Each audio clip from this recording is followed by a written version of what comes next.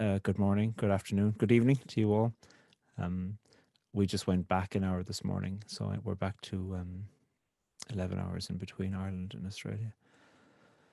We're going to think a little bit about the gospel reading that we heard today, and this gospel reading is in two parts. We're going to think about the second part first. Um, First part we hear, as they were gathering in Galilee, Jesus said to them, "The Son of Man is going to be betrayed into human hands, and they will kill him, and on the third day he will be raised." And then it says about the disciples, and they were greatly distressed. And then there's the second part, this bit about that strange temple tax. When they reached Capernaum, the collectors of the temple tax came to Peter and said, "Does your teacher not pay the temple tax?" And Peter says, "Yeah, he does." And then when they come home to Capernaum, Jesus spoke of it first. And Jesus says to Simon, "What do you think? From whom do the kings of earth take toll or tribute? From their children or from others?" And Simon Peter says, "From others." And Jesus says, "Well, the children are free. So that we don't give offense to them, go to the sea and cast a hook." And then there's that strange little thing about the fish with the coin in its mouth. I suppose the text is very interesting. It's from Matthew. And in Matthew's gospel, there are 5 long sermons. That's how Matthew's gospel is structured. They're called discourses as well. And ultimately, the structure of 5 long sermons is the heart of Matthew's work. And Matthew, has these long sermons and then squeezes all these other bits in between, these kind of stories that in other gospels go on for a bit longer. Matthew squeezes them all. And that is the structure. And at this stage, in this part of Matthew's gospel, there have been 3 sermons already, and we're at the bits where the anxiety of Jesus's, the anxiety about Jesus's authority are being explored. I always think that the Jesus of Matthew is a little bit like a Presbyterian. He likes very long sermons. And I also think that the Jesuses from the different Gospels probably would have had things to say about the other ones. They're quite different characters, the way they're written. Mark's Jesus is really interested in action. Action, boom, go. And he uses lots of secrecy and doesn't give many sermons at all. Luke's Jesus is on a pilgrimage to Jerusalem. Luke's Jesus is a lover of the law and is critical of people who've denied it. John's Jesus is filled with 2 things. The first, a deep sense of identity as being divine, and the second, emotions, love for friends and tears. And then back to Matthew's Jesus. Matthew's Jesus has messages for people and is profoundly loyal to his followers, whether they understand him or not. So the Jesus of Matthew is phenomenally intelligent in theological queries, and there's a lot of them in Matthew's gospel. And the Jesus of Matthew is very loyal to the law, even if he is critical about how others have interpreted the law. The Jesus of Matthew is more than likely a Pharisee, and it's a really important thing for us to recognize the dignity of who the Pharisees were. The Jesus of Matthew knows exactly what's happening in the debates among the Pharisees, and not only the Pharisees, but also the Sadducees and the scribes and the lawyers. And here there's this other group, the collectors of the temple tax. Different groups come to Jesus throughout the Gospels, looking at the question of his authority. Sometimes it's a trap. We see that later on in Matthew's Gospel. But sometimes it's genuine curiosity. How do you figure this out while we're under the thumb of the Romans? And there's a mixture of reasons and queries and powers and plays and traps and threats and seeking for learning that's happening depending as to who is coming and when. And so here we have this piece of the text. I'll read it again. When they reached Capernaum, the collectors of the temple tax came to Peter and said, "Does your teacher not pay the temple tax?" So this question about the temple tax is a debate among the Pharisees and among others about the temple tax during this time. And it's important to know a tiny bit about the temple tax in order to figure out this text. Some people thought that you should only pay the temple tax if you felt like it, about once a year. And then other people felt like you should pay the temple tax more frequently, but at your own discretion. It shouldn't be collected, it should be voluntary. And then still others felt like there should be a group of people set up to collect the temple tax just once a year. And then still others felt like, no, no, no, no. We need a group of people set up to collect the temple tax on a frequent basis.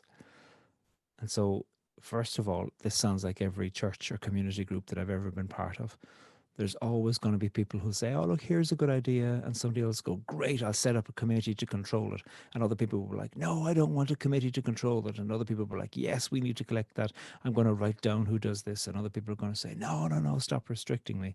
You're always going to find that in every church or community group around the place, that different people in the group kind of split into different ways about how much can or can't we control the way that we are together.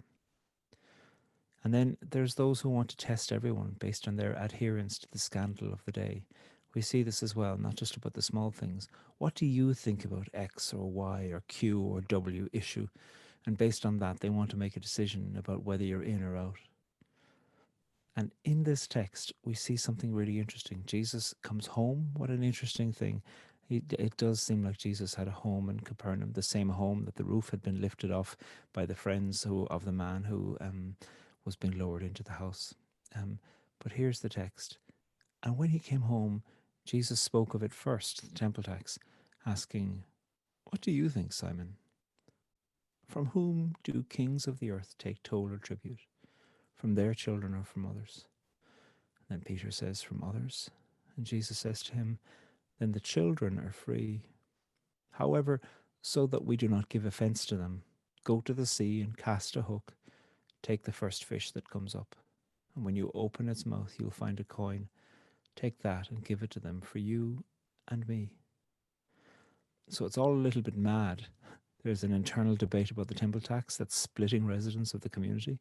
And there's those temple tax people. And there's this interesting thing that they don't go to Jesus, they go to Peter. Then there's this little parable question, from whom do the kings of the earth take their toll or tribute? And then there's that damned fish. But hidden among it is a question about whether you should or shouldn't pay this voluntary tax. Jesus kind of implies that he doesn't think it's the best, but he has other things that are more important. I'm going to say it 3 times, that strange little line in the middle of it. However, so that we do not give offense to others. However, so that we do not give offense to others. However, so that we do not give offense to others. In a certain light, we can think that Jesus is saying to Peter and to anybody else who is listening, and also implying about the temple tax, listen, the drama about the temple tax isn't my drama. Jesus is saying, I have dramas, but I'm not going to make every drama the main thing that I'm going to pay attention to. And so because he has other work, he's saying, look, here's a coin. It smells a little. A fish puked it up. So that we do not give offense. He's saying, go and cast the hook and take the first fish. So that we do not give offense. And then he says, take that and give it to the temple tax collectors.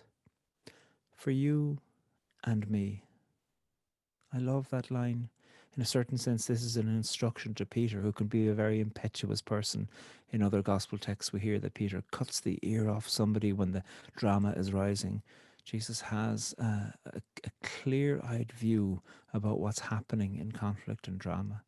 And Peter can be quite impetuous. And in a certain sense, this seems to be an invitation to Peter to say, fight only the important fights. Don't take everything. Don't be so quick to anger that you're going to get furious about everything. You know, if you need to say, look, I don't care about the temple tax, but I've got a coin here, take it. You know, in a certain sense, Jesus gives Peter something to say. You didn't have this coin before. You have it now. Hand it over. It'll leave them alone. We've got work to do. Jesus is saying people have dramas, and don't give the wrong dramas power over you by getting so involved with scandal and outrage.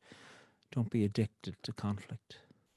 So this small text, in a certain sense, does highlight something about Jesus' approach to conflict.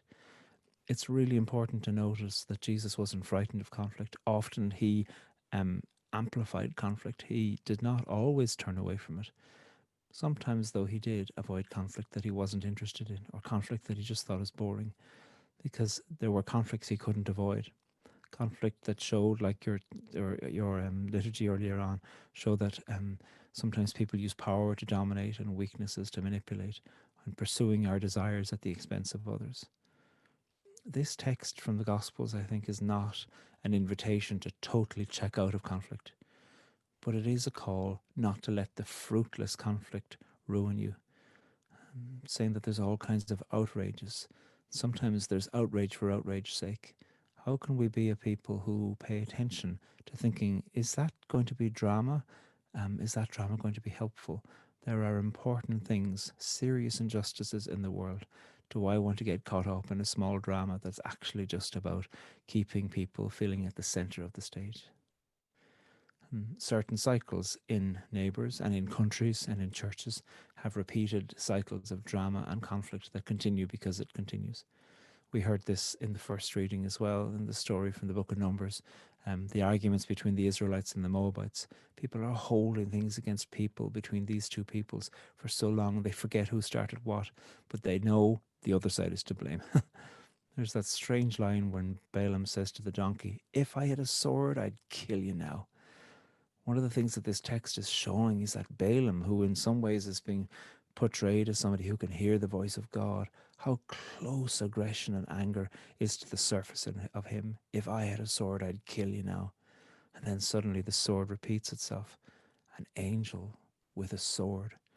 And so Balaam, who was saying, I wish I had a sword because I'd kill the donkey, suddenly realizes, somebody bigger than me has a sword. But that angel has a message. And the angel is saying, just because you have a sword or power, it doesn't mean you should use it. In the book of Romans, the letter to the Romans, there's a beautiful line in chapter 12. If possible, as much as it depends on you, be at peace with everyone. I think that can be a really important line in an era where I think we can become quite addicted to outrage. There are things to be outraged at, but not everything. We don't need to become outraged at the neighbours and at what happened on the television and all of these things. There are injustices in the world, the treatment of people seeking asylum, the treatment of indigenous people, the denial of colonization. These are things to pay attention to and to elevate the conflict about. But sometimes we can become filled with conflict that the church changed the time of meeting, or the colour of the wall in the church got painted a different colour, and the outrage can just spark everywhere. I think the Gospels call people to be focused in their conflict, to not allow conflict to control you, to invite us. Every little reflection on argument in the Gospel is, in a certain sense, a reflection on power and the ultimate abuse of power which we find in the crucifixion. And this Gospel text today began with a reflection on the crucifixion. Jesus tells the distressed disciples that he's about to die. The Son of Man is going to be betrayed into human hands, and they will kill him, and on the third day he will be raised. And then it says of the disciples, they were greatly distressed. Now we can read this and feel slightly judgmental of the disciples because they didn't understand, but we do because we know the story. Instead, though, I'd like us to reflect on they were greatly distressed. They should have been. This was torture. This was a Roman imagination about how to kill and humiliate a person in public. It was torture. And we idolize the cross sometimes, even though the cross is empty. And I'm not making a point up here about Catholics and Protestants as to whether Jesus is or isn't in the cross in terms of our the visuals of it. But the cross in many ways shows us that the story of God, the story of love, was unable to be killed by death. The cross doesn't end human violence. It reveals it. It shows us how empty human violence is, that people, when they're threatened, try to dominate other people. But even in dominating, there are certain things we can't kill, which is love, and love continues and continues. I want to leave you with a short reflection, a short poem, really, on from the, reflecting on the Stations of the Cross. Jesus phones the Samaritans. I'm always curious about who in our world today is getting to the stage when they're saying, I need to phone somebody and I don't know who to talk to. So they think about a therapist, or they think about a phone helpline, or maybe they text a friend. They reach out for help. And I think there's all kinds of small crucifixions happening among us here. Everybody here will have their own burdens they're carrying today. So here's a sonnet, a short one, called Jesus Phones the Samaritans. Jesus phones the Samaritans. Samaritans, how can I help? Of course, I'm happy to talk. What name can I call you? You don't need to say anything. That's quite all right. I'm in no rush. I'm just a set of ears for you. It might help you if you tell me what's happening. But even if you don't, that's okay. You're welcome to tell me more. What will you do after you hang up? I'm not here to tell you what to do. Are you feeling at the end of yourself? You can call us any time, night or day. Yes, I'm still here. As I think of people who work on the other end of phone lines, one of the things that I know they do is that in the face of people's serious dramas, they know that calm and lack of fear and walking without fear into the pain of other people's lives is something that can de-escalate the drama that people feel like they're in, that can make them feel desperate and do desperate things. And I think the Samaritans truly are demonstrating what it means to be unafraid and unaddicted to conflict, and to know that in spaces of conflict, one of the things we need is to not let conflict control us, to not let drama control us, and in a different sense, to be in control of the dramas that try to take over our lives, to find a way with graciousness, with kindness, knowing that I can't dictate everything, but thinking what I do know is listening and learning and making space and making help and saying, I don't know if I can solve anything, but I'm still listening and I'm still here, and you can always come back. That these are the interventions. And over again, what we see in the Gospels is that people are looking all the way to be outraged at something unhelpful. And Jesus is saying, not everything is worthwhile losing your shit about.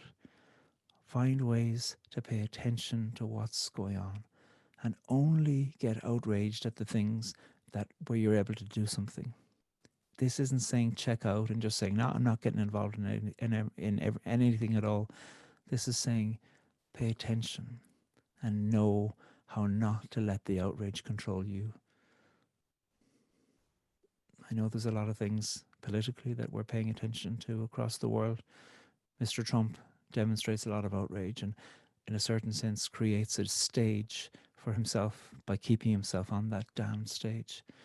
What would it be like for him to have to face up to the fact that actually people just want to forget him? In the face of that, no wonder he says outrageous things so that our attention goes to him. And it happens more locally too, in our parishes, in our communities, in our own politics. We see the exaggeration of male egos, fragile egos, that are enjoying being loud and demanding our attention and drama and outrage. What would it be like to say, I won't give you the thing that you most desire, which is my heart, which is my attention. I won't give it because you're not important enough. You are an empty bell. Here, take a coin. Fine, be satisfied. Piss off. I've got work to do. This is the word of the Lord. Thanks be to God.